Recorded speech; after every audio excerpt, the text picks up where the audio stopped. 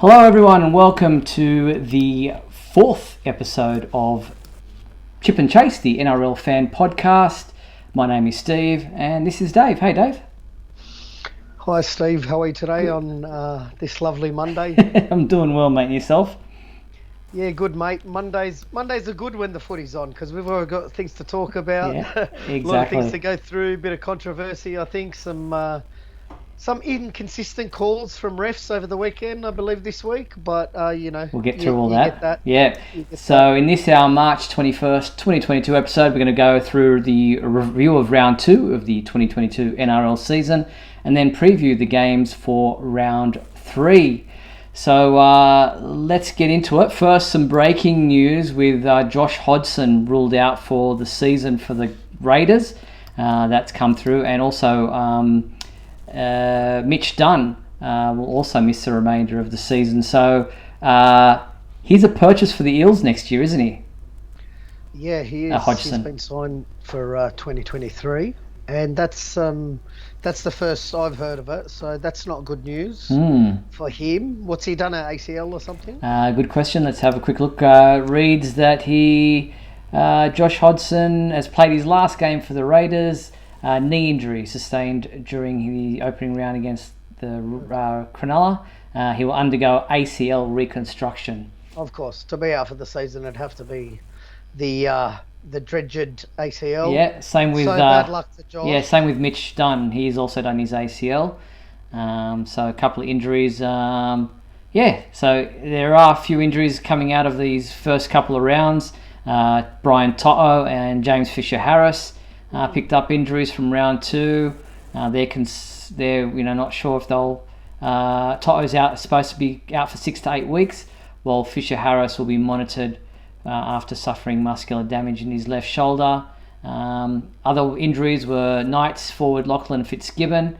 Will have scans today to determine the severity of his knee injury. So a couple of injuries just to start off the podcast. But let's get into the review of round 2. We start with the first match, which was the Rabbitohs up against the Broncos up there at Amy Park. Down there at Amy Park in Melbourne. Not the Broncos, the Storm. Rabbitohs up against the Storm. We'd never won in Melbourne, and we didn't win this time, although we got close. The final result, 15-14 in Golden Point. I'll let you talk on this one first, Stevie. Okay, so it was a disappointing. Where is it? Where is my graphic here? There it is. 15-14. A disappointing game for the Rabbitohs here. They started really poorly. I think they weren't in it for the first 60 minutes of the game. It was only the last 20 minutes where they really started to come together with some promise, but they looked clunky. They looked like they hadn't trained much together. Their plays weren't coming off. They were getting in each other's way. Melbourne started red hot as they normally do, but and then somehow South came back 14-all. It started to click. Melbourne either turned off or relaxed, but goal kicking wasn't a highlight in this game. Both teams missing a number of crucial shots. Latrell Mitchell kicked a 40-metre plus field goal, a 2-point field goal to equalise. But then in Golden Point, as Melbourne do, they just played smart football, got into position, and Pappenhausen kicks the field goal. Yeah, for sure, Steve. You talked about a few missed penalty goals on that in this game. I think we're seeing in this competition already how important a kicker is right now, because, especially in tight games, mate, they can be the difference between winning or losing for your sides. So, yeah, definitely there were a few missed kicks from teams over the weekend that lost them the game. You know what I mean? If they had got a few more kicks, they would have won the game for themselves. So kicking duty is very important, as we're seeing in this close competition as we start off.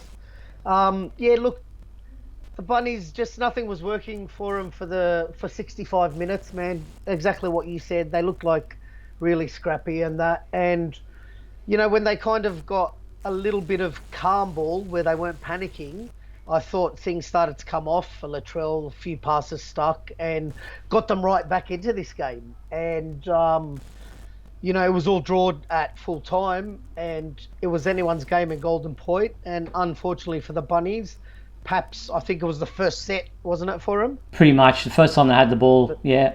The first time Storm had the ball, popped over a field goal and won the game. So, all in all, I thought it was an exciting end to a bit of a slow game throughout the majority of it, but it was definitely a grandstand finish, so enjoyed it thoroughly.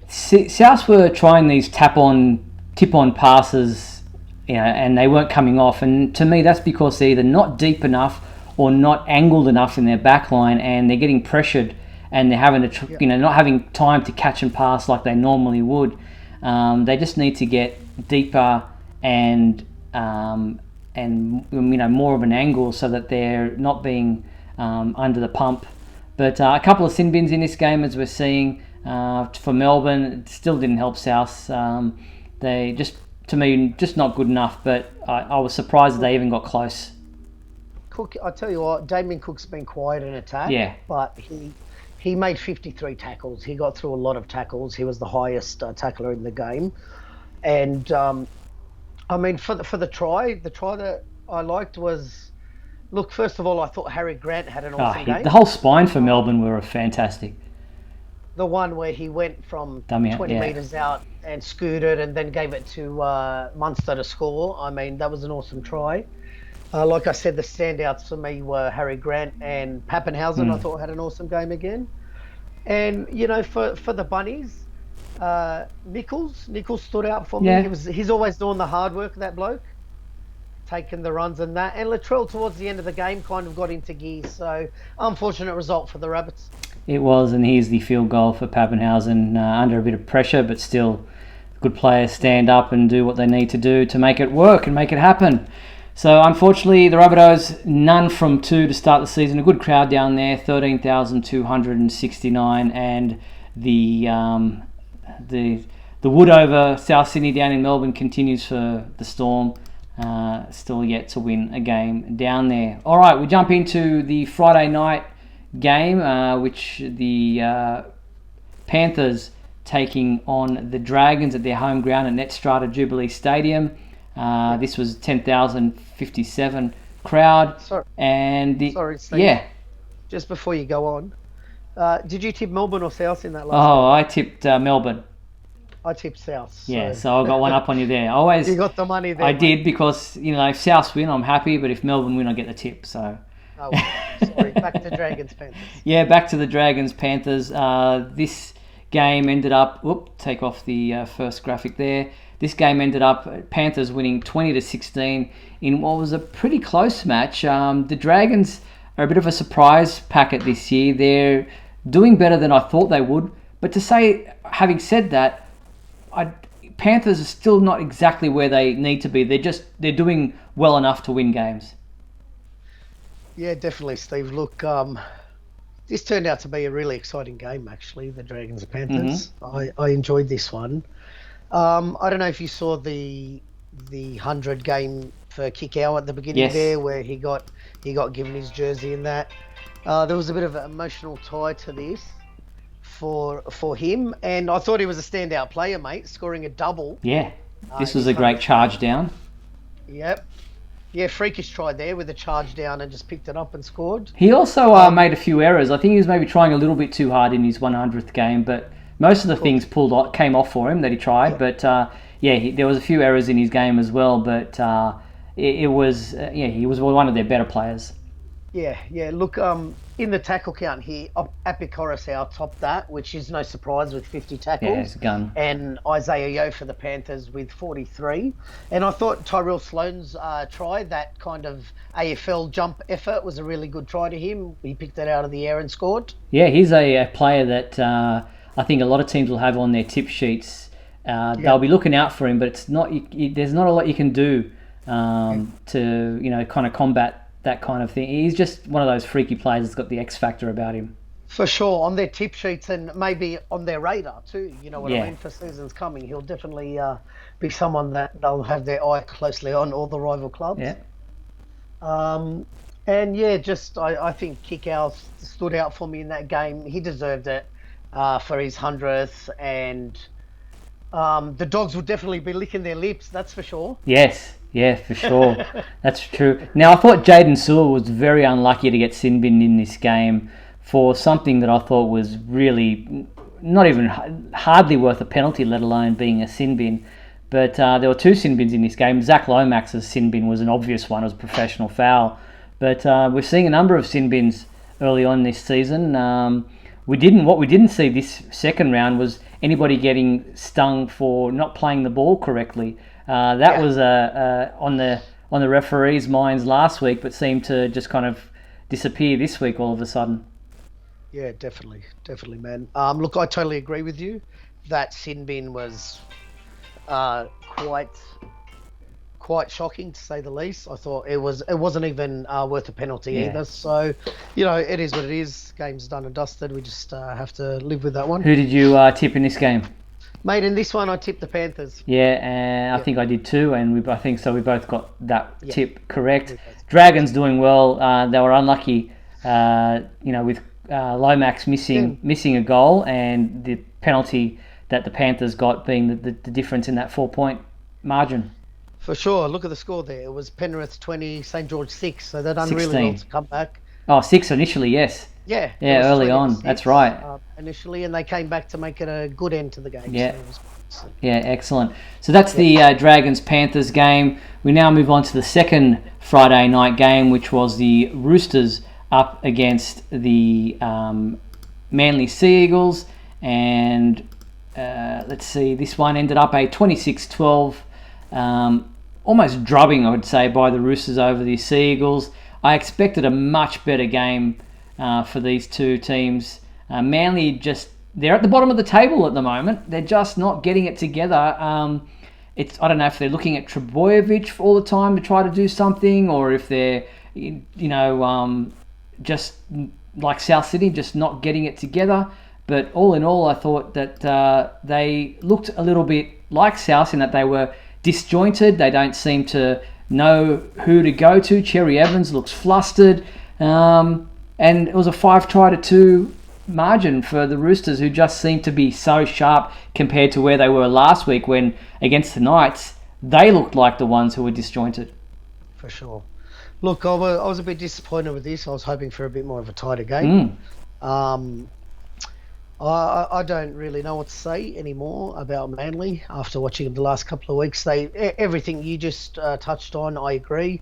It's very, very unlike Manly. So it's interesting to see if, maybe something's going on down there that nobody knows about, or they just definitely don't look themselves, Steve. You know what I mean? Yeah. And I mean, even Para, whilst they've been disappointing the last couple of weeks, they know where they're going. They know who their go-to players are. They know kind of what they're doing. But yeah, Manly just seem like a totally different team to what we saw last year at the moment. And the Roosters definitely made them pay for the way they played that night. So, I mean, again, Jake Trebojevic, I think he's been overplaying his hand a little bit too much in attack.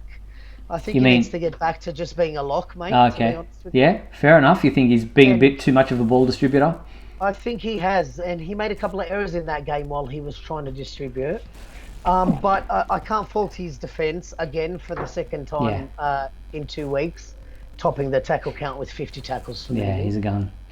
Look, I think Sam Walker had an awesome game. Yep.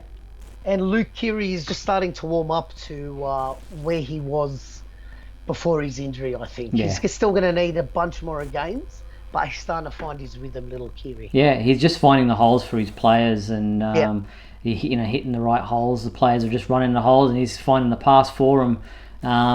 Walker was good for Manly. When he came on, he sparked them and looked like he might rejuvenate them. Best player on the field for Manly. Yeah, but beyond that, everything else was kind of, as I said, pretty flat for Manly, and the Roosters clicked into gear. So a little bit of work left there for Manly to do to try to get back to what we expect of them. And not a bad crowd there, 11,872 at Sydney Cricket Ground.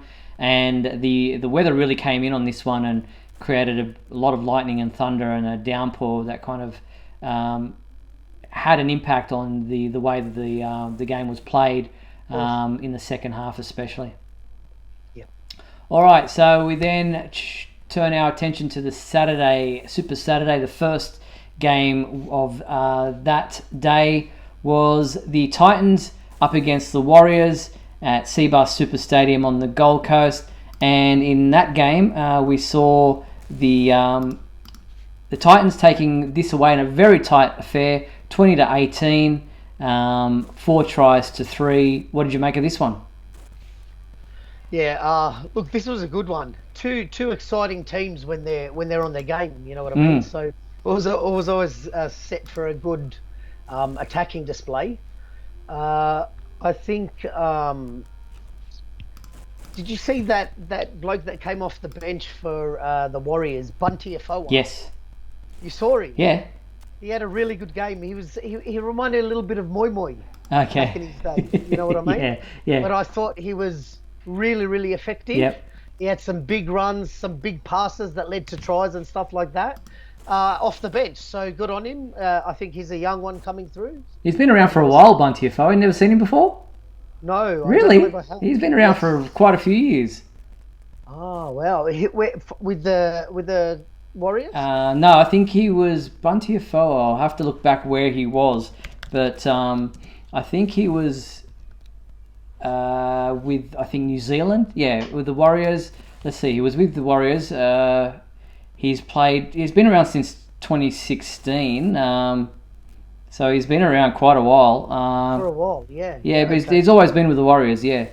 Well, yeah, he stood out for me that game. Well, there you go. I learnt who Bunty Afoa was. Maybe his hair made him stand out a little bit more. Yeah, definitely. His hair, with the hair, he looked like Moi Moi, and he just had a bit of aggression like Moi Moi had. So that's my standout player for the game. And Josh Curran topped the tackles again with 45 tackles. Jeez, I thought Curran was their best player by far. Yeah, he's a good little player. If you don't have him in your Supercoach team, it's a good idea people to get him in there because he's just building up the numbers and kind of goes a little bit under the radar compared to some of the other forwards in the game.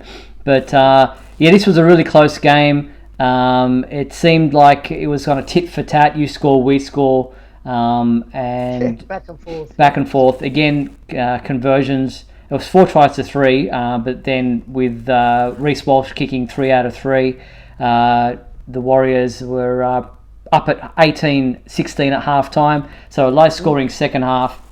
The Titans getting a second half try there to steal the win. And this could have gone either way. But who did you, I think... I tipped in this one, the Titans. Yeah, I think I did too. I was like 4 out of 4 to start the weekend. And so we got that. Yes, we both got that one. So I think you're 3 out of 4 at the moment, with the Rabbitohs being the only game that you got wrong so far. And then things went downhill after this for people in their tipping, because the next game was the one that you were keenly watching. This was the Sharks up against the Parramatta Eels, and this one was another tight one. The Sharks taking it away 18-16 in what was an exciting game, but the crowd was really into this one, and I thought the referee was going to have to get an escort off the field because the 11,459 parochial Sharks fans, I'm sure there were a few Eels fans in amongst that, were really on top of the referee in this game. Even the Prime Minister was there with his magic fingers trying to help with the goal kicking side of things. But what did you think? The Eels, they looked good, but like I said, it was a really good game. Just in the dying seconds, the Sharks stealing it. For sure. Heartbroken? For sure, Steve. Yeah, look, another awesome one for me, like the Titans Warriors. Bit of back and forth, and the league changed a few different times. Mm-hmm. And I think from a spectator's point of view, it was a brilliant game to be watching. A little bit disappointing, obviously, being a Paris supporter. But the Sharkies really showed up, mate, and gave it to the Eels, especially Mitchell Moses. They were bashing him up left, right, and centre. And whilst I don't think there was anything illegal, it was it was good to see him attacking an important player, which I think teams are allowed to do as long as it's legal, correct? Yeah, exactly. I think we're getting a little bit carried away with protecting the kickers. I'm not sure which game there was. I think it might have been in last night's, like the last game of the round, where there was a legal tackle, a very legal tackle on a kicker, and just because he was in the air, I mean, wasn't dangerous. And I think we're getting a bit overzealous with these penalties on kickers. Yeah, definitely. If you're taking out the legs of the kicker, which was what happened to Mitch Moses in this game, yeah, you're 100% going to get penalised. But if you're just taking him down, I don't think there's anything wrong with that. That was an unlucky missed try opportunity in the corner there. Simonson just putting it on the touching goal line. Yeah. Look, we talked about inconsistencies from the ref at the beginning of the show. Yeah, like even some late tackle calls over the weekend. They're borderline. We're playing football, man. The football player is trying to make a tackle. Yeah. He cannot just pull out, man. And if he hits him soft, I mean, it shouldn't be a penalty, man. Exactly, and they shouldn't replay. They shouldn't replay those in slow motion because it makes it look worse. Play it in normal speed, and you'll realise that the tackler could not have pulled out. There's nothing they can do. Exactly. They shouldn't be punished for things like that. Exactly. Yeah. Anyway. Because his coach is going to kill him if he lets the player go, if he dummies and runs. Yeah, 100%. But look, the try that stood out for me, being a Paris supporter, was the good old Mitchell Moses onto Gutho, onto Brown, back to Moses. Just saw that one then. That was pretty good, pretty impressive. Yep. The spine of the Eels are working together, so that was good to see. And I thought Ronaldo Mulatalo had a very good game until I think he went off injured. You're right. He did at one stage go off injured, but he had a brilliant game, scoring the first try for the Sharks and looked really dangerous and defended really well. Dylan Brown was impressive again, running for over 200 metres. And here's the tackle we're talking about, where Mitch Moses had his legs taken out. Yeah. And he took offence to that. Yeah, I see that. The man taking the top tackles is Blake Brayley with a whooping 55 tackles. Impressive, yeah. He's a workhorse in the middle there, and didn't Hines have a great game? He's really finding his feet there at halfback for the Sharks. He looked straight at home there. He looks just at home there. Yeah, he does, and he looked like he's a fan favourite already. So well done. Some good combos. Well done to the Sharks. Whoops, take that graphic off. Well done to the Sharks for taking home the victory at home against the Eels. And the Eels would be disappointed at the loss, but I don't think the coach has much to complain about, or there's not much to work on, because it was a really close game and could have gone either way. Definitely.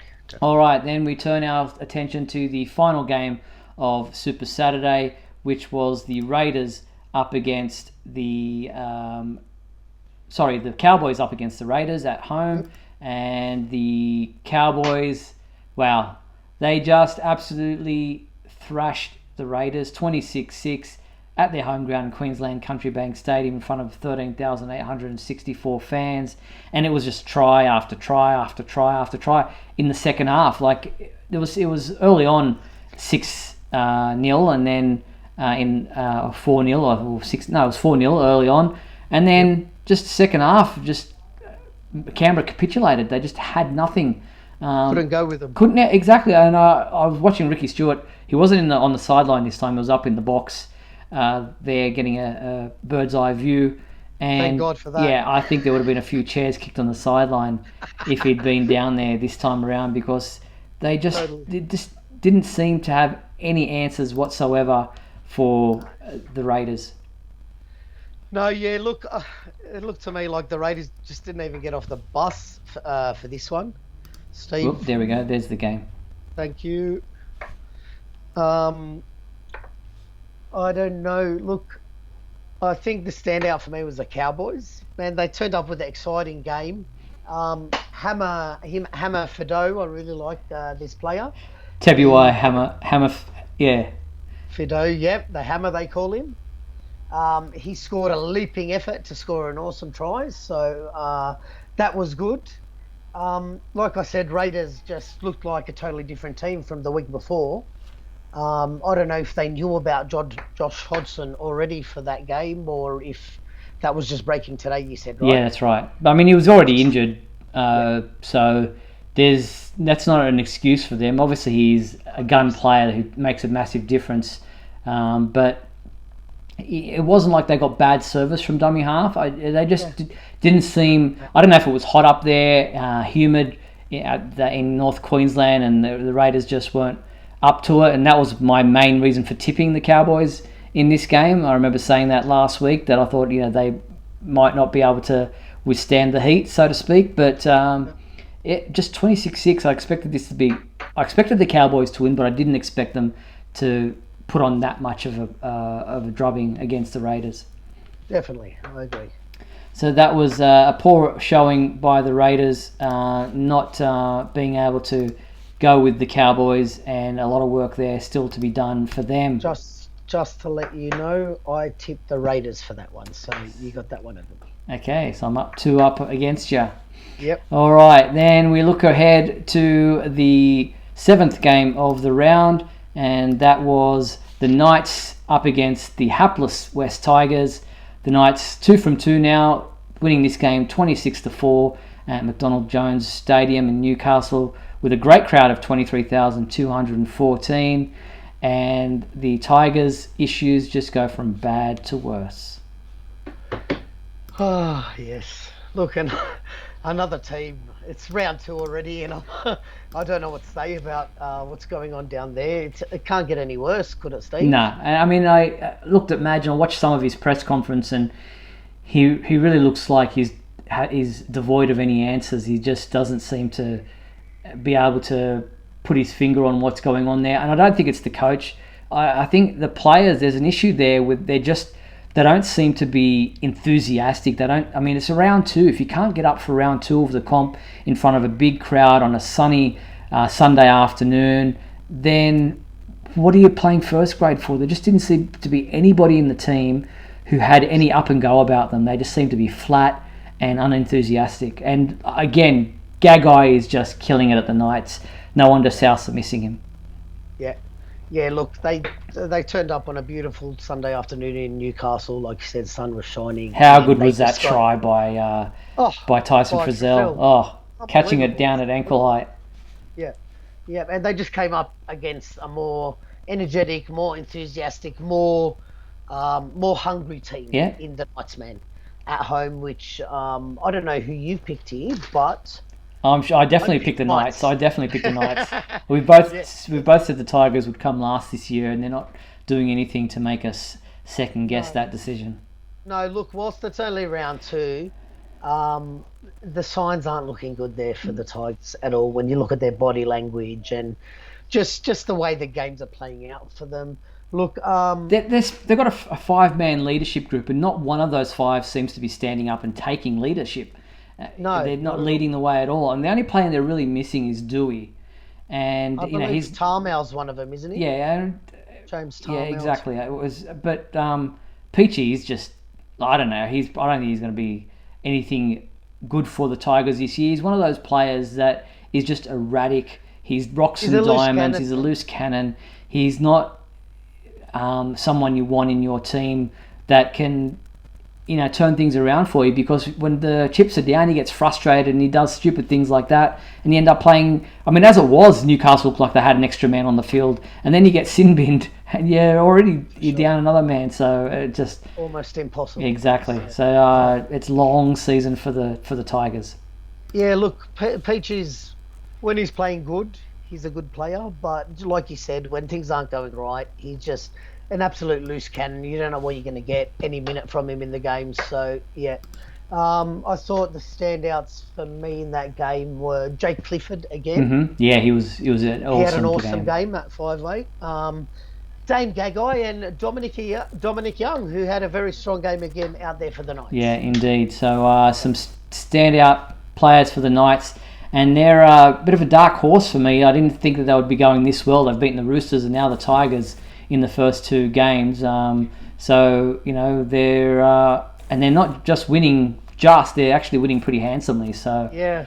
Look, it'll be cool to bring up our top 8 picks at about round 15 or 14 or something. See how we're sitting there. Yeah, exactly. All right, then we jump to the final game of the round, final game of round 2, and this was the Broncos taking on the Bulldogs. Should turn that one off there. And the Broncos stealing this one 16-10 in front of a good crowd at Accor Stadium, which is the one at Homebush, 13,453. And Adam Reynolds' first game for the Broncos, he was solid. He just had control. He set the Broncos up in the right direction. His kicking game was a pretty good game to watch for the kickers in this one, because Burton was putting them up there like no man's, like just in torpedoes, floating bombs, and the Broncos fullback was having a nightmare out there trying to catch them, and then Reynolds was just putting them in the corners, kicking them into position, and it was a good win by the Broncos, and they celebrated like they'd won the grand final. Look, mate, I've got 2 words for you. Adam Reynolds. This game had his stamp all over it from start to finish.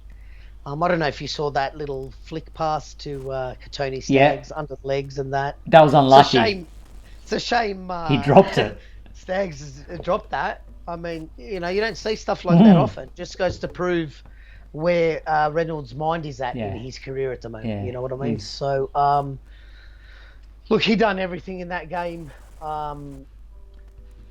That was asked of him. Yep. I mean, he didn't miss a beat. Yeah, Kevy would have been happy. Kevy would have been really impressed. Definitely. He's the player that the Broncos have definitely been looking for. Yep. I think he's going to have a massive impact up there this season. How good was that kick? Crazy. I don't think he actually got it where he wanted it, but it landed right in his lap, and it was a good try there in the corner. Ockenball was standing there looking like, what the hell just happened? Yeah, like duh. Didn't know what happened. Like I said, standout was Adam Reynolds. Albert Kelly, again, had a strong game, I think. Yeah, and there's the Fox flying. You know what? Josh Adokar has already brought a lot to this team. Yeah. He's just got so much heart and passion and emotion that I think it's going to go a long way in helping the Bulldogs get into a solid season this year. Yeah, because that's what they've been lacking. They've always kind of had a bit of resolve about them. They never kind of gave up last year, but they just didn't have the cattle to take them forward. And Adokar seems to be kind of revving them up and saying, "Come on, let's go," and trying to excite them and ignite the passion in them. So, and you could see that and this was Farnworth. That one-on-one steal it kind of proved the difference.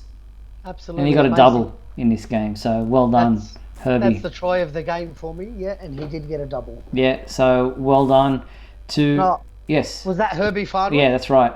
He also ran for 280 metres. Wow, that's impressive. Yep. So well done to the Broncos getting their second win of the season up against the Bulldogs there. And that wraps up the second round of the 2022 comp.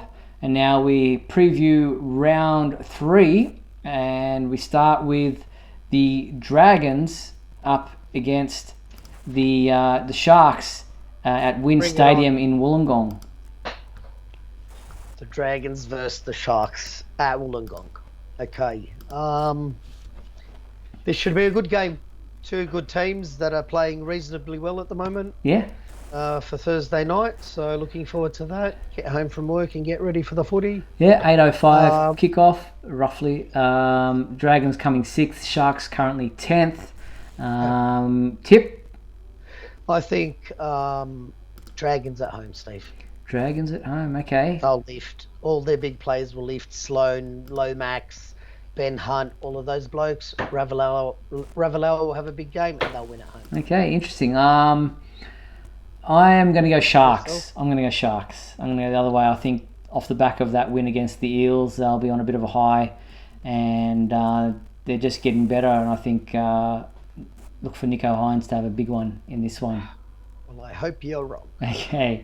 All right, we now move our attention to the second game of the round, and that is the Tigers up against the Warriors, 15th versus 14th. Not that you can take too much into where people are on the ladder at this point in time, but this is the 6 p.m. game on Friday night, played at Campbelltown Sports Stadium out in the Golden West. Warriors. Yeah, look, it's a no-brainer at the moment. Unless a miracle happens, I'm tipping Warriors too. Yeah, it won't be a pretty game to watch, but I still think the Warriors have enough in them to deal with the Tigers, who just don't seem to have anything going for them at the moment. Look, it could be a big score from the Warriors against the Tigers because they've just narrowly lost their first two games. So I think against the Tigers, if they get a little bit of a run on, could be anything. Sean Johnson might be able to do anything. Bit of razzle dazzle. Yep. Okay, then the game, I'll be at this one hopefully on Friday night. It's the other local derby, if you like. Rabbitohs up against the Roosters at Accor Stadium. As much as I'd like to tip the Rabbitohs on current form, I'm going to have to say the Roosters just for my tips. Yeah, mate, our mamas didn't raise no fools, that's for sure. I'll be tipping the Roosters here. Okay. On the current form of the Rabbitohs. Exactly. And their Roosters are coming 8th, Rabbitohs still without a win, coming 13th, and unfortunately I don't see them getting getting a win in this third round. But anything is possible when they're up against the Roosters. Sure. It's always a bit of a grudge match. So looking forward to that one. Then we look at the fourth game of the round, and that is the Panthers and the Knights, top of the table clash. Knights coming first, Panthers coming second. This is at 3 p.m. at Carrington Park in Bathurst, taking it out to a regional area. Wow. Okay, I thought this was at Penrith Stadium, but okay, that makes it a little bit more exciting. I think they don't have their home advantage. Steve, I'm tipping a Knights here for an upset over the Panthers.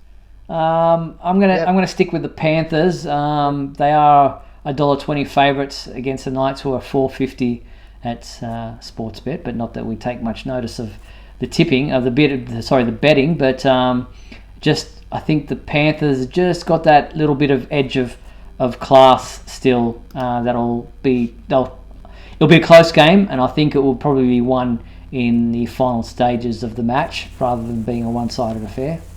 Yeah, look, I think the Panthers are due for a loss, so I think if Kalen and the boys show up, and as they done last week, they might make a good game of this, Steve. Okay, we'll see what happens. And then the game, well, you won't be at this one because it's playing down in Melbourne, unless you're planning to fly off your private jet down there. But the Storm taking on the Eels at Amy Park in Melbourne.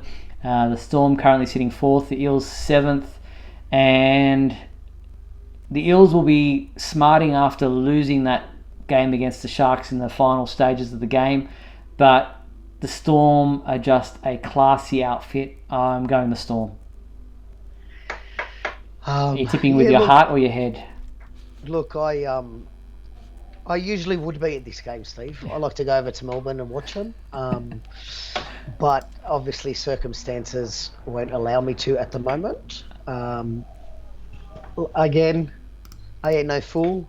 I'm tipping the Storm here. Okay. I just don't think Para have showed enough resilience in defence and playing as a team the first 2 weeks of the competition. So I think it could get ugly. Look, we usually beat Melbourne. You have a good record against them. But my gut's just telling me Storm for this one, mate. Okay, fair enough. And then the next game of the round is the Raiders up against the Titans. This is played at GIO Stadium at Canberra on Saturday at 7:35 p.m. Oh, these I don't know. The Titans are playing well enough to beat the Raiders. I just I worry about their consistency, and the Raiders have got to get it together sooner or later.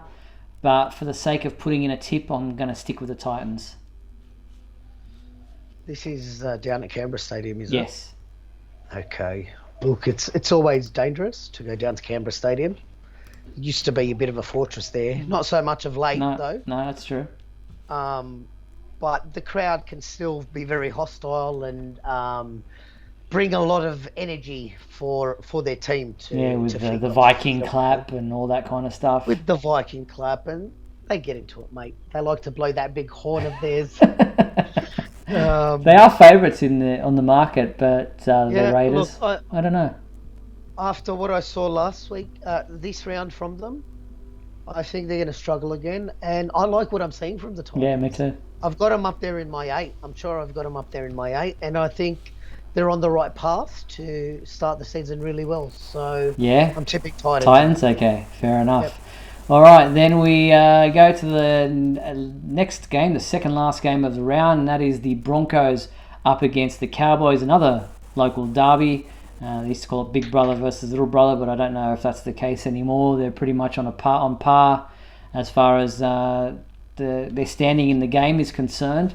With Adam Reynolds in the team, Broncos are looking sharp, looking consistent. Cowboys are improving. They're still a little bit lackluster in their attack, but you got some guns there in the back line and the fullback.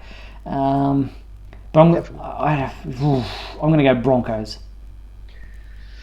Okay. After what I saw from the Cowboys, this sets for a really good game. It does. Against Broncos. So this is the 4 p.m, I believe. Yeah, 4 p.m. on Sunday at Suncorp. Cannot wait for that one. Which way are you leaning? Look, Adam Reynolds is going to whoop Little Brothers behind this match, so I'm tipping the Broncos. Okay, so we're both in agreement on that one. In a very exciting game. Yeah, I'm sure there'll be plenty of points scored in this one. Yes, definitely. All right, and then the final game of the round for round 3, the Sunday 6:15 game, played at Four Pines Park. Where's Four Pines Park? Is that what Manly are called? No, where is this one? It's Manly up against the Bulldogs. Let's have a look. It's what Brookvale Oval is now called. Oh, right. Okay. Four Pines Park. Okay. Four Pines Park, new sponsor, I suppose. Yes, and Manly up against the Bulldogs. Bulldogs are much improved from what I'm seeing. They're still going to take a while to gel. Which way are you leaning in this one? Oh man, this could go to anyone. If the Manly team shows up, it could go to Manly. But I think the Dogs are due for a win. I feel like they're starting to play together. Yeah. So I think they're due for a win. I'm going the Dogs here. Okay. I know Manly are sitting last on the table, but I don't think they've hit their straps yet, and I don't think Desi against the Bulldogs would want them to be putting in a performance like they've done in recent weeks. So I think there's going to be They won't allow 3 in a row. There'll be a bit of a rocket put up them. So I'm going to go Seagulls to bounce back from what's been a pretty poor start to the year. So looking forward to that one. I tell you what, Steve, I would have loved to see him in the sheds last week at half time. He would have gone off his hair. Yeah, I was having a bit of a laugh thinking Desi's going to be pulling his hair out at half time for sure. But yep, that wraps up the round for the upcoming round. It does. So that's our preview of round 3. Looking forward to this weekend's games. Like I said, it's pretty much the local derby weekend where a lot of the local teams are up against each other. Sharks, Dragons, Rabbitohs, Roosters, Broncos, Cowboys. So a lot to look forward to there. Get out and support your team if you can. This will be my first game that I'll be at live with Souths finally getting a home game. So looking forward to that. And what do you think? What are you looking forward to most? What am I looking forward to most? Well, When's that Thursday, mate? When's that Thursday night? And counting. How many sleeps to go? All right. Well, that wraps up our 4th episode of the NRL Fan Podcast, Chip and Chase. Hope you've enjoyed it. My name's Steve. Thanks, Dave. Thank you very much, guys. I hope you've enjoyed me and Steve's input tonight. So thanks a lot, Steve. Always a pleasure. Yeah. We'll see you next week. All right. Take care. Thanks. Bye. Bye.